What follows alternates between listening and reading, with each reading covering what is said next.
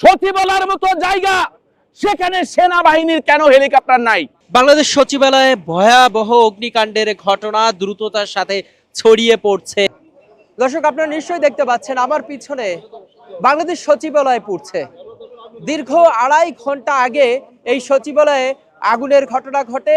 Fire সার্ভিসের 18 থেকে 19টি unit একযোগে আগুন নিয়ন্ত্রণের কার্যক্রম পরিচালনা করছেন। তবে আগুনের যে লেলিহান শিখা, ধোঁয়ার যে কুণ্ডলী, সেটি দেখেই বোঝা যাচ্ছে কত দ্রুততার সাথে এই আগুন ছড়িয়ে পড়ছে। আমরা ঠিক এই মুহূর্তে আপনাদের সাথে যুক্ত রয়েছি বাংলাদেশ সচিবালয় থেকে, যেখান থেকে পুরো বাংলাদেশ পরিচালিত হয়। সেই সচিবালয়ে আগুনের ঘটনা ঘটেছে দীর্ঘ 2.5 ঘন্টা আগে, অর্থাৎ 1:40-45 দিকে এই আগুনের ঘটনা ঘটার পরে ফায়ার সার্ভিসের ইউনিট একে একে যুক্ত হয়ে এখনো পর্যন্ত তারা কার্যক্রম পরিচালনা করছেন। রাস্তার দুপাশে আমরা দেখেছি বেড়ি দিয়ে, যাতে উৎসুক মানুষ এবং গাড়ি প্রবেশ না করতে পারে, সেজন্যই আমরা দেখেছি নিরাপত্তার বেষ্টনী দেওয়া হয়েছে এবং সচিবালয়ে আগুন দাউ দাউ করে জ্বলছে। যদিও সচিবালয়ের বিভিন্ন কক্ষে আমরা দেখেছি ফায়ার সার্ভিসের যারা কর্মরত রয়েছেন আগুন নিয়ন্ত্রণের কার্যক্রম পরিচালনা করছেন, প্রবেশ করছেন এবং আগুন নিয়ন্ত্রণের কার্যক্রম পরিচালনা করছেন।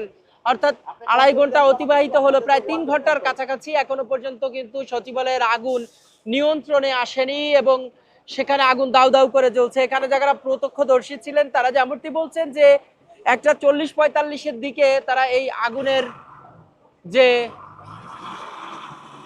ধোঁয়া কুণ্ডলী পাকিয়ে বের হতে দেখেন এবং পরবর্তীতে ফায়ার সার্ভিসকে খবর দেওয়া হলে তারা একযোগে আসেন। এখানে যারা সাধারণ মানুষ রয়েছেন, যারা দেখতে এসেছেন, উৎসুক জনতা রয়েছেন এবং প্রত্যক্ষদর্শী রয়েছেন, তারা বলছেন গুরুত্বপূর্ণ একটি জায়গায় কেন হেলিকপ্টার দিয়ে এখনো পর্যন্ত আগুন নিয়ন্ত্রণে আনা হচ্ছে না। এবং পাশাপাশি আমরা দেখতে পাচ্ছি ড্রোন দিয়ে কিন্তু পর্যবেক্ষণ করা হচ্ছে সচিবালয়ের উপরে এবং কোথায় আসলে আগুনগুলো বেশি ছড়িয়ে পড়ছে সেসব জায়গায় আমরা দেখতে পাচ্ছি ফায়ার সার্ভিস তারা বিভিন্ন পন্থা অবলম্বন করে আগুন নিয়ন্ত্রণের কার্যক্রম পরিচালনা করছেন। মধ্যরাতে আগুনের সূত্রপাত ঘটে, মধ্যরাত থেকে এখন সকালের দিকে ধাবিত হচ্ছে। এরই মধ্যে আগুন কিন্তু আরো ছড়িয়ে পড়ছে, ক্রমান্বয়ে তীব্রতর হচ্ছে। তবে আগুন কি কারণে লেগেছে এখনো পর্যন্ত নিশ্চিত হওয়া যায়নি। এখানে আগুন নিয়ন্ত্রণের কার্যক্রম পরিচালনা করতে এসে অনেকে আমরা দেখেছি, একজন ফায়ার সার্ভিসের কর্মী তিনি গুরুতর আহত হয়েছেন, একটি ট্রাকের ধাক্কা খেয়েছেন। এবং এখানে আমরা দেখতে পাচ্ছি বাংলাদেশ আইন শৃঙ্খলা রক্ষাকারী বাহিনীর পুলিশ, বিজিবি, র্যাব, সেনাবাহিনী তারা অবস্থান গ্রহণ করছেন, সহায়তা করছেন। এই ঘটনাটি সম্পূর্ণ মর্মাহত। আমার ভিতরে এখনো সন্দেহ হয় ষড়যন্ত্র জালে সচিবালয়ের মতন একটি জায়গায় কিভাবে আগুন ধরে, এ ব্যাপারে আমরা সুষ্ঠু তদন্ত চাই। কারণ যেখান থেকে এই রাষ্ট্র পরিচালিত হয়, যেখান থেকে রাষ্ট্রে সহযোগিতা করে, সেই জায়গায় আগুন ধরতে পারে না, পারে না, পারে না।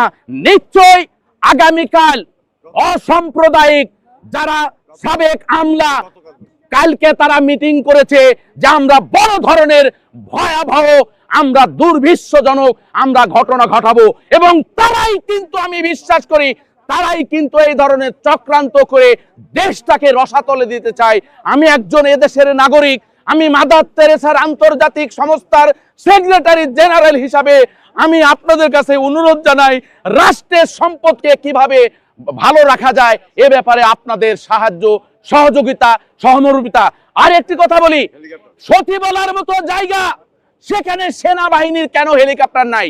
এখানে সেনাবাহিনীর প্রধান থাকা উচিত ছিল, এখানে বিজেপির প্রধান থাকা উচিত ছিল এবং র্যাবের হেলিকপ্টার ছিল। এই সব হেলিকপ্টার এখনো কেন আসে নাই?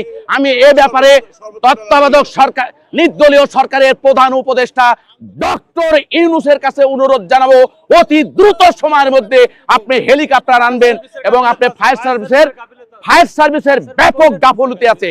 এখানে ফায়ার সার্ভিস সঠিকভাবে কোনো কাজ করে নাই। ক্লিয়ার?